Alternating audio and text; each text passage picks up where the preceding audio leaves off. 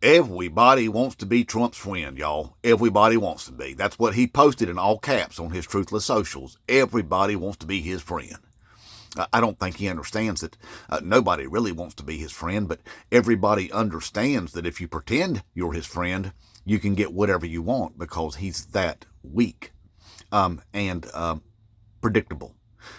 So he did post that, though, because he's proud of himself that everybody wants to be his friend. Now, I don't think that nearly half of America allegedly voted for him so that he could go out and make friends with billionaires. I don't think that was the reason why they did it. But, hey, the thing is after he posted that, then he let everybody know that one of his newest friendships, one of his best friends, that relationship seems to be a little shaky now because, well, Donald Trump's upset because, well, everybody's saying that Elon Musk is the president, that Donald Trump's the vice president. And that finally got under his skin enough that he got on Truthless Social and wanted to clarify the situation, and say, I'm the president.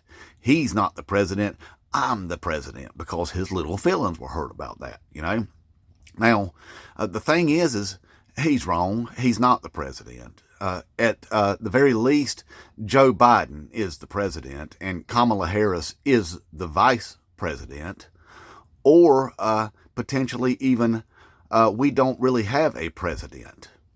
We have a military acting as president.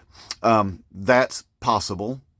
See, because the alternative is that we have a vice president-elect, former woke liberal that wears eyeliner, and best friend is a transgendered person that turned Christian nationalist conservative after being mentored and paid for to the tune of $15 million by a gay Christian nationalist billionaire who also is heavily invested in an online betting service that somehow managed to be the only entity that got the result of the election correct, who has been recently raided, and no information has ever surfaced from that raid, and also a very, very wealthy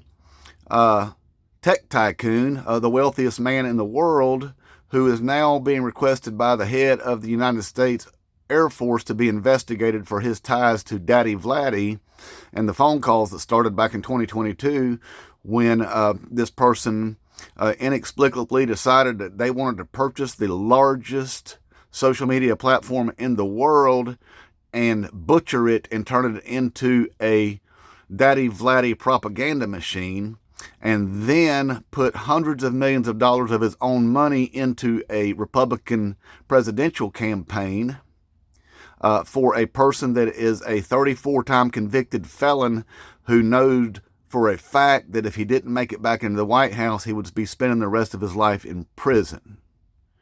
That's the alternative reality and cast of characters there.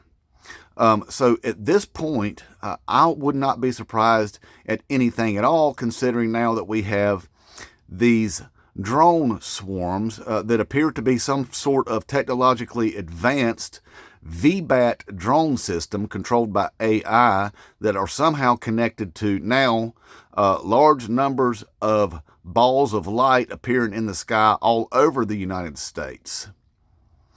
So at this point, until January 20th happens as it is allegedly intended to happen,